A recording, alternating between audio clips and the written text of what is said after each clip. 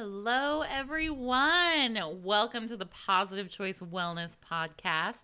My name is Anneliese, and I'm an exercise physiologist. My name is Melanie. I'm also an exercise physiologist. And we are here to talk all things wellness, nutrition, mental health, exercise, everything that has to do with your well-being. Yeah, anything that we would categorically put as healthy. And today we're going to talk about something that I think everybody's talking about these days, which is plant-based eating. Plant-based eating. What is it? How do you do it? Are you doing it right? What's a protein? What's a protein? Yeah. Oh my goodness. There's lots of stuff we can talk about, but before we get started,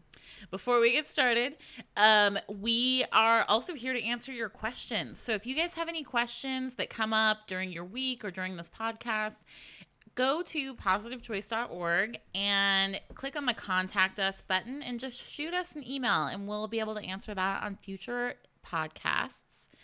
And also know that we can't answer any personal medical questions. So if you would like, you can contact your provider directly. You can go to kp.org, or you can set a one-on-one up with us virtually. And you can do that by emailing us at positivechoice.org. It's just a great website all around, I think.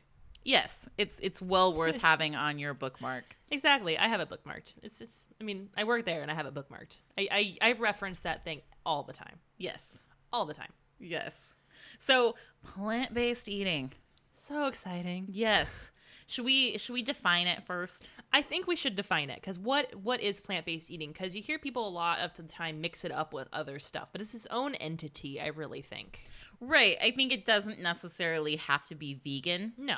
Even though there is a good sect of them that are vegan and they call it whole foods plant-based. Mm-hmm. But it doesn't have to be that. I think, for me at least, it's eating a good amount of plant-based foods. So having the bulk of your diet be around whole plant-based foods. Yeah, and I would agree with that, because I won't give up fish. That's not going to happen in my life. I'll never give up fish. I love it too much. I grew up eating it, so it's something that I truly enjoy. And veganism obviously eliminates all animal products, and I like fish. And I'm sorry, I like fish. That's just where we're at today. And that's fair. I think that the takeaway from what we'll talk about today, especially looking at proteins, a lot of people rely on animal products for their proteins, and you don't have to, for one, and for two, it's a really good idea nutritionally and health-wise, and we'll talk about exactly why here as we go along. But it's a good idea to have varied sources. So even if you are going to stay with eating meat or eating other animal products, having sources of plant-based protein in your diet, having a good amount of fruits and vegetables and whole grains and beans is a really, really good idea. I agree with that. I think most of us get stuck in this plant-based thought process of, I have to eat only plants and, keep it simple. Like, most people I hear about going to plant-based, I eat salad. And I'm like, wow, that's boring. I don't say that, but I think it. And salads have their place. They have their place, but that's what I see a lot of the time with people is they go plant-based and all they do is eat salad. 2-3 meals a day is salad, salad, salad. And my goodness, good for you for loving salad, but can you sustain that? Probably not. Right. And I think it's good to open up for discussion. Other than salad, what can you do? Fair. So I think one of the biggest questions that we get is protein. Yeah, I think that's a number one. A lot of people that try to switch to a more plant-based diet start relying on beans and grains and nuts for their protein. Yes. Is that a good idea, Melanie? No. Why not? I'll start with the nuts. Because you're the one that you have your little thing of peanut butter's not a protein, and that's fine. So it's not. And it's because it's a fat. Now, while it is a complete protein, which means it has all the amino acids you would need to make a protein that you can process in your body, it is mostly a fat. Very small portion of it is a protein. So even if you were to eat a cup of peanut butter, you're still not getting a substantial amount of protein just with that 1 cup serving, which, by the way, is like 800 calories if you were curious. Actually, no, not for a cup of peanut butter. That's a cup of peanuts. Whoa. I have to do math. I think we're in the thousands when we get to a cup of peanut butter. Yes. And therein lies the big problem, is that it's not that nuts are not a good source of protein. It's that to get the appropriate amount of protein, you would have to consume so many calories that you would run into a different problem of either you're going to be over consuming calories or you're going to be under consuming protein. Exactly. And like I said before, it is complete, but that's the big thing is you want to make sure you're getting the right proportion, and we don't want to do exclusively fat. While fat is good and fat is fine to have, it's in moderation as with everything else. You don't want the brunt of your diet to be just fat. That's just, it's not sustainable. Yes. And then the other feature, of course, when we talk about beans, I love this one. This is the other one. Like, you're the peanut butter fiend because you're the one who screams about it. But the beans aspect is, they're not a complete protein. Like, beans aren't a complete protein, with the exception of one. But so what does that mean, complete protein, when you say that? So there's 19, arguably 20 amino acids that exist. And the amino acids are just the building blocks of protein. There's 9 essential, which means you need them. You have to consume them from your food, as compared to non-essential, which you create them yourself. They're foods that, or not foods, they're things that you create in your own body. No problem.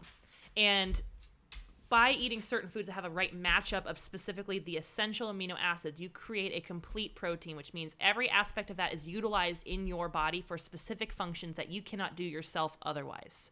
So it's kind of important to get a sufficient amount. That's why you hear about a lot of people who switch to plant-based who might have protein deficiencies because they're just not getting the complete amount of protein. And every food out there, for the most part, has a varying degree of amino acids. A lot of foods have a random assortment of essential. Beans are one of the ones that are, with the exception of one bean, which we'll talk about. But beans, generally, they are like 1 amino acid shy of meeting that requirement. So, like, eating beans inherently by themselves, not a complete protein. You're not going to get the right amount of protein at all. However, we can pair it up with other stuff, and in the end of the day, you actually can create a complete protein. But here's the caveat: it's still a carb. Right. So it's the same concept as the peanut butter. It's heavy on the carbs and a smaller amount of protein. Now, while beans do hit a little harder in protein than, let's say, quinoa, it's not going to be enough for just like a 1 cup serving to sustain for the day. That's just not enough. The average person needs like 60 grams plus. Yes. And 12 is not going to cut it. Yes, absolutely. So then we're getting into that same trade-off of either we're overeating calories to get the appropriate amount of protein, or we're under-eating the protein. Yep, it's just a conundrum. Yes. And just so that we clarify why protein is so important is... muscles. Yeah, muscles. Exactly. That's it. Nothing else. And especially as we age, one of the things that happens to us that contributes to all the symptoms that we associate with aging is loss of muscle mass. Mm-hmm. And although a big part of that is lack of, strength training and training activity, the other aspect of that is a drop off or a lack of protein intake. Mm-hmm. Your body needs that protein to help you sustain your muscle mass. Yep. And, on average, around the age of 35-ish, it's not really known what exact age because it varies from person to person, but that's the general ballpark, the 30s.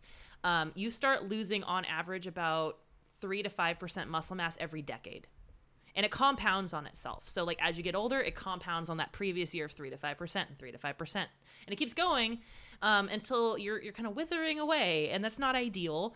But we see it a lot as you get older. Your appetite gets less sometimes. Some people are like, no, that's not true. But some people, yes. Your metabolism is definitely getting less. Yeah, your metabolism's getting less. Your appetite might not be, but your metabolism is. And so you require less food. And as a result, you eat less protein. And as a result, you have less muscle. And it's a vicious cycle. It builds off of itself. Absolutely. And then there's the other aspect of just looking at if weight management is what you're looking at. Protein costs a lot to digest. So by having enough protein in your diet, you're also increasing your metabolic rate through the day. Yeah. I mean, not actually your metabolic rate, but the thermic effect of food. Let's be specific here. The calories you burn from eating in English. Right. The calories you burn from eating. So it's higher with protein, and protein is very satiating. Oh, yeah. So if we're missing that aspect in our diet, we're more likely to overeat during other aspects of our day. And then the other piece to also add to that is protein is used in like cellular function. So all of the cells in your body, not to get like super sciencey, but they're all made of fat and protein, by the way, every single cell in your body, including muscle cells. And it's called a phospholipid bilayer. It's 2 layers of fat that surround it. It's basically... Yay, fat. Yay. Makes it so stuff can't get into the cell because it's hydrophobic. It doesn't allow water to pass. But how does stuff get in and out of the cells? Protein channels. So if you're not consuming enough protein, you're actually not helping those protein channels of all of your cells. So your cellular function actually will diminish. And that's what protein deficiencies lead to. You see people with their hair falling out, they lose their glow, their skin starts to look kind of like a wreck, and it's just not good. You can physically see the changes from lack of protein intake.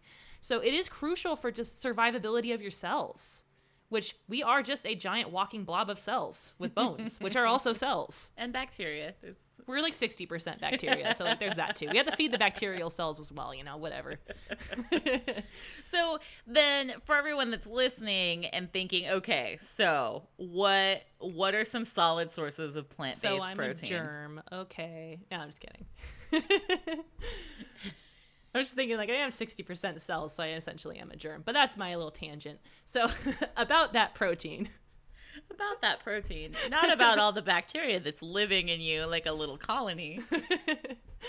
So what is a sufficient amount? Like how can we achieve that plant-based? Like if we're talking whole foods plant-based specifically, because like if you're just doing plant-based, mostly plants, you can get it in the form of like chicken or, lean meats, any sort of thing like that. But if we talk whole foods plant-based, you eliminate an entire category of food, which is your animal products. And I'll kind of bring myself back to my original statement on beans, because I kept saying there's one exception that is a complete protein. Ooh, which one is it? Soy. Oh. Soy. It's exciting. And it's the only bean that is a complete protein standalone. So you can eat soy as a protein source. Now, it's still a bean, so I'm not going to say it doesn't have carbs. It absolutely does. You can't eliminate that factor, but there's been a lot of processes they've created to extract the protein from soy to make it more dense, less carby, more proteiny. Yes. And, tofu, soy milk, tempeh, edamame. There's a bunch of different sources out there, and it's not bad for you. I mean, if you're going to sit there and argue, oh gosh, the estrogen, I'm going to turn into a woman. No. Incorrect, not true. Yes, and there's so much new research around that are showing that what we once thought were phytoestrogens mimicked complete estrogen in our system, it actually doesn't work that way. No. So there's no problem with eating soy unless you are currently going through breast cancer treatment. That is where they're kind of seeing an interruption in that medication process. So definitely check in with your doctor around that. But for the most part, yes, soy has healthy omega-3 fats in it. Oh, yeah. It has antioxidants. It has anti-inflammatory benefits. So if you add in that complete protein factor, I'm all in on soy. Yeah, I have no problem with soy either. I have soy milk every day. I drink it with my coffee. And it's one of those things that it's easy to find. It's pretty much in every store. You don't have to go to a specialty, like quote unquote vegan market. There's so many places you can find it, and again, it's a great source especially for whole foods plant-based, but there also are those people, A, who might be allergic to soy, or B, don't like it. And that's a whole thing we got to deal with too, because then what? Then what? Then seitan. Seitan. We're not talking the bad one. We're talking the good one. Not Satan. No, seitan. Seitan. S-E-I-T-A-N. Seitan. Mm-hmm. What is it? It is vital wheat gluten. Gluten. Which that's I'm a whole topic in and of itself. I'm sure we'll do a whole other podcast on gluten alone.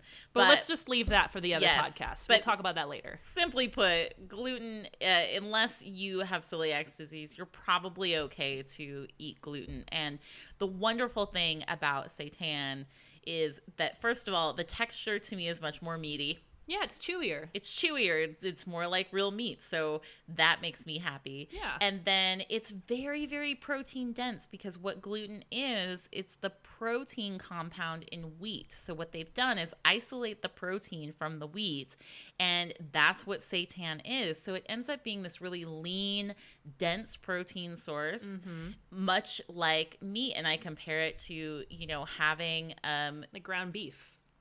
Or chicken. Yeah. Right? So you're getting that swap out, but you're getting it without some of the downfalls that might come with the animal products. Absolutely. And it's just interesting because I like to explain it in the terms of bread. Because we know gluten is the reason why bread is squishy and delicious and fun, and then gluten-free bread is like the sad little hockey pucks that you find at the store. Yeah. I'm sorry if you like it. I don't. So I'm just going to be very blunt with that one. But gluten is the reason why bread rises. Like, yeast will expend gas. So CO2 is released when yeast is fermenting and it's feeding off the sugars in the flour.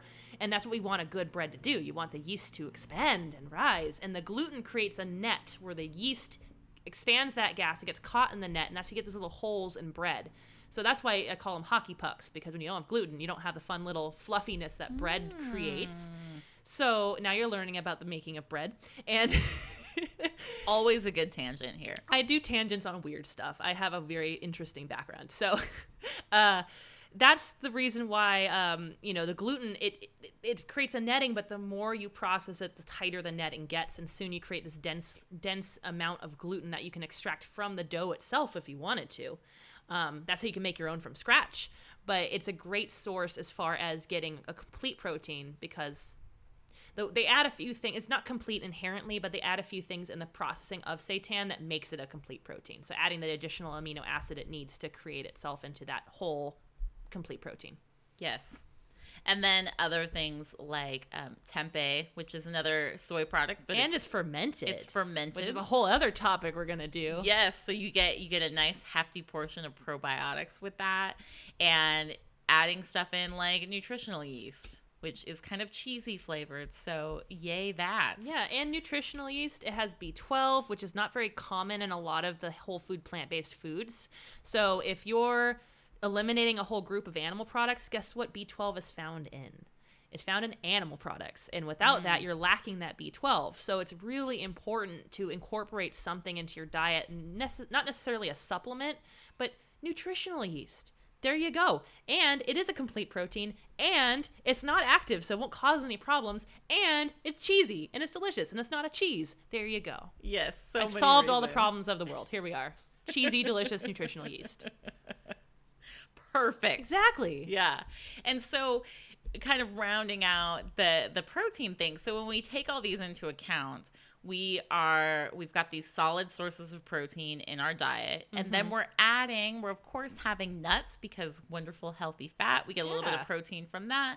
We're getting our protein from our grains and a little bit in our veggies, and that all goes into our protein pool. And then before you know it, you're good to go. So protein pool, like you can go swing, and it's a chill little place. You hang out with those amino acids. Yeah. It's a gooey pool though, because it's protein.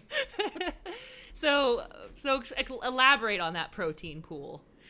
So when I refer to protein pool, I am thinking about your protein needs for the day. So when we talk about general nutrition needs for people, we might say, we would need anywhere from, and this is very general, varies person by person, but let's say 60 to 90 grams of protein per day. That accounts for all of that.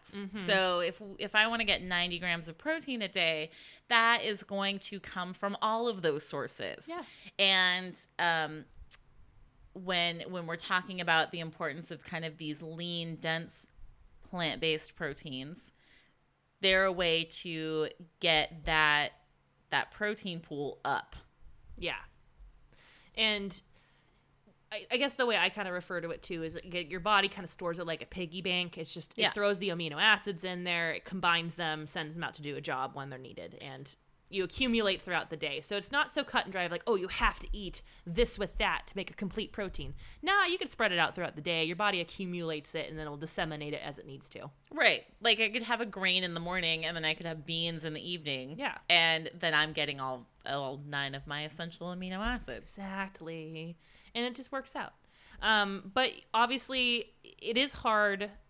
Like, you can do it, but a lot of the times it depends on your height, your size, your weight, your gender. Like, there's a lot of factors that play into your protein demands and your protein needs.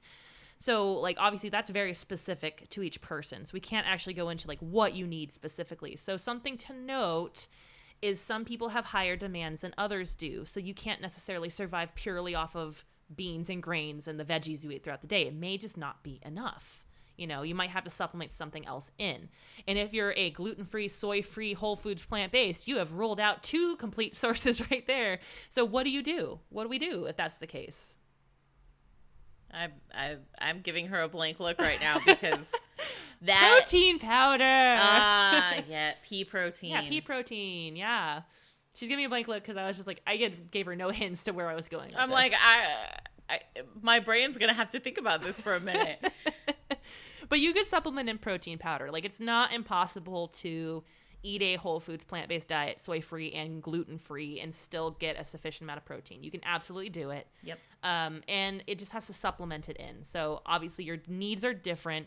If you want specific needs, not to do a plug, but if you want specific needs, you can contact us on positivechoice.org. And we have like dietitians who could talk to you and give you like actual calculations and work on creating a plan for you specific to you. But generally speaking, you want to make sure, if you're not sure how much protein you need, talk to somebody or you supplement it in. You can tell over time. It's not instantaneous. It's a couple of weeks and then you start go, oh, I'm not feeling great. And your body will react to not enough protein. Yeah. And the pea protein, I'm glad you brought that up because it's such a wonderful thing. If you get an unflavored pea protein, you can add it to That's in soups. my pantry right now. Yes. You can add it to soups. You can add it to, some of these nut-based yogurts that are relatively low on protein. And you can really supplement quite well doing that. Absolutely. So don't feel like you have to, but it's just a recommendation if you ever are low in protein and you don't want to have to go back. Because I couldn't tell you how many people I met who did whole foods plant-based and had to go back to eating meat because they just weren't getting enough protein. It takes a concerted effort. It's learning a whole new skill. And I think both of us went through this like skill building process when we launched the plant-based cooking classes.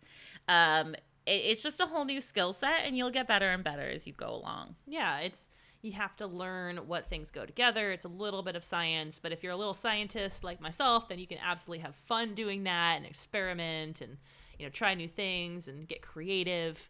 But yeah, I mean, there's a lot of benefit regardless though for eating like plant-based protein sources as compared to animal-based protein sources. Not saying animal-based are bad. I'm not naysaying any of that, but there is a bit of a benefit to consuming plant-based sources, as we mentioned before, switching things up, keeping things different, changing it up, Absolutely. And I think it's worth mentioning that there is lots and lots of science, especially when we're looking at gut health. Oh, yes. Right? So just a little background, in our gut, we have this whole microbiome of living little creatures. It contributes to us being 60% germs. Yes, exactly. And that propagates based on what we eat. And so we can really see some changes based on our diet and what's living in our gut and our colon. And what we see is that meat, especially red meat. And when I say red meat, I mean beef and pork and lamb and some other things could be in that process as well. But for American diet, those are the normal things that fall under there. Red meat creates some toxins and some not great bacteria in your guts. Yes. And so what they see with these high meat diets is a prevalence of colon cancer. which I think is not a surprise to anybody. No. But when we look at what our gut health does when we're eating more plant-based, when we're eating plant-based proteins, they create good, healthy bacteria that's living in there that actually aid in your mental health. They aid in your ability to handle blood sugar. They aid in your ability to clear out your colon. So even if you are indulging in red meat every once in a while, if you are feeding yourself lots of plant-based stuff, whether it's protein or whether it's lots of vegetables and grains and legumes, things that come from the ground, that helps to offset. So you will actually create bacteria that fights the bad bacteria from the meat. Now, in many studies, they show that it takes about a month. Yeah, that's a long time. A month to undo one red meat meal. So that just kind of gives you a gauge on how often you should be indulging in red meat. Yeah, and I mean, again, we're not saying you can't have it because, you know, like I personally do like red meat sometimes. Not all the time, but it's a seldom chosen food in my household, and it's just because I recognize it's not the most healthy choice out there, and, you know, it's weird because, like, I'll share a little bit about myself. Like, I'm the daughter of a hunter. So my dad, like, brought home a lot of animals, and that's what I did. And, you know, you get used to it. And then when you have to, when I decided I want to switch to more, like, whole foods not really whole foods plant-based, because I still eat meat sometimes, but more plant-based, oh boy, that was a hard hurdle for me. I was like, but meat, I like red meat. I'll bet. It was so hard. Like, I couldn't imagine not eating it like once a week. And it was so hard. And, you know, it was a process. It wasn't instantaneous. I would say it took me a couple of years before it got to like once a month. Now I don't remember the last time I had red meat. And I don't miss it. It's hard when you've ingrained yourself into this pattern of constantly eating it. It's hard to think about changing it. But when you want to, you can do it. You have to put your mind to it, but you can definitely do it. Yes. I think it's changing our idea of what constitutes a meal. Mm-hmm. I feel like in America, we are very meat-based. And oh, yeah. So, steakhouses, man, that's the way to go. Right. I mean, even if we're not eating steak, even if we're eating like a grilled chicken breast, the chicken breast is huge. And I think our standard is half the plate meat. And if a meal doesn't have meat in it, then it's not a satisfying meal. When my husband and I were switching to the plant-based, like, I remember I cooked a meal, I didn't put meat on it, and he was like, oh, I just feel like I need protein. And like, there was tofu in it, okay? So I did put meat, quote unquote, but I did put protein in it, but he's like, but I just need protein. And he was really against it in the beginning.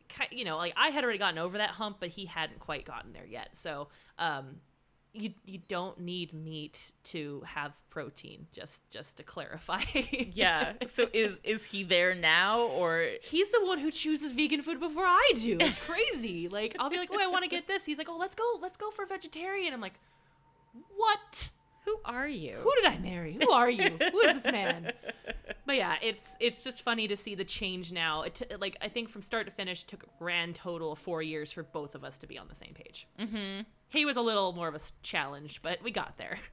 Yeah, I think it's absolutely possible, and I love what you said about you can go gradually. Mm-hmm. You don't have to make like all of these drastic changes and be uncomfortable with the way that you're eating. You can just like, you know, do a meatless Monday. Yeah, that's what I got started on, was meatless Mondays. Mm-hmm. I would just do one day meatless, and then it eventually bled into all my breakfasts are meatless, because I mean, I was doing breakfast sandwiches with like whatever was in it. I wasn't doing the best breakfast I could, and as I kept doing it, I was like, oh, I can do soy rizo breakfast burritos, or I can do vegetarian breakfast patties, and I was doing all these vegetarian breakfasts, and then eventually it went from meatless Monday vegetarian breakfast to meatless Monday vegetarian breakfast and lunches sporadically, and then it turned into vegetarian breakfast, lunches, and then mostly dinners, and eventually it was almost all the dinners. Now I think we eat meat once a week, and that's one meal.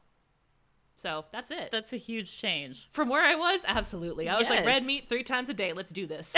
And here we are. What a difference that makes. Absolutely. So just swapping out. And then, of course, let's talk about the vegetable aspect of it. Oh, yes. Which I think is, you know, it goes without saying, but you can be a vegan or vegetarian you can even be plant-based without eating anything healthy. Yeah, chips are plant-based. Some cookies are plant-based. Yeah, some cookies are plant-based. There's a lot of plant-based, I'm doing air quotes, plant-based things. Yes. That definitely aren't considered health foods at all. Right. Like if we get into like those imitation meat patties that exist out there that are supposed to taste like a real burger. That's right. Those are plant-based, but would I consider that healthy? No. Full of all kinds of unrecognizable things. And oftentimes like you're switching out a patty and you're switching it out for a patty that has 4 grams of protein. Yeah. So we're just carbs on carbs on carbs again. Yeah. But going back to the plant-based thing, a lot of people gear themselves towards plant-based to increase their health. Yeah. Right? And so a big part of that is having 50% of your diet be veggies. Yep. And, getting some fruits in there, making sure that you are having some leafy greens every day, making sure that half of your plate is fresh vegetables, and fresh meaning, they could be frozen, but, like whole vegetables. They're frozen at their peak nutrition level. That's right. For the most part. Some of them might not be, but that would be a bad bag. But that's why their color is so nice and pretty, because they're not ripening while they're in the store. They're fresh when they're frozen. Yes. And I love me some frozen veggies. Oh, yeah. Even this week, I ran out of groceries yesterday.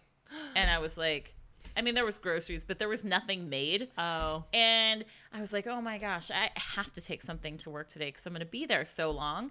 And I just ended up, I had some vegetarian meatballs in the freezer. I had some frozen broccoli and some frozen asparagus, and I just dumped it in a container and microwaved it when I got to work. Well, that works. It was fine. It was quite delicious. I made myself, the Indian tacos that I make, but I didn't have taco. I had whole wheat pita, but I did eggplant, spinach, both frozen, coconut milk, basically completely vegetarian. So good. I love those. And I threw some Greek yogurt on it just for myself, and that was my protein. But like aside from that, it's such a good meal. It's so good. And I call it Indian tacos because I get these whole wheat flatbreads, and I would like ladle it in like a taco because I like to make multicultural tacos. So it was definitely a yellow curry. Fusion. I guess. Fusion. Yeah, that would be a fusion taco because it's a taco and that's Mexican. So I did like an Indian-Mexican fusion, which is weird, but actually there was no Mexican to it besides the taco aspect. So, or is it just Indian and you're mislabeling it by calling it a taco? But it's eaten like a taco, so it has to be fusion because if I was dipping it, like pinching the bread into the bowl, which I did today, so I definitely just had yellow curry. But so now it wasn't tacos. No, but I was telling you because you know the recipe. But regardless of whether it was fusion or not, it was plant-based and it was frozen, and that's what I created into this dish. And like I took a whole bag of frozen spinach and dumped it in there, and it's just the whole thing.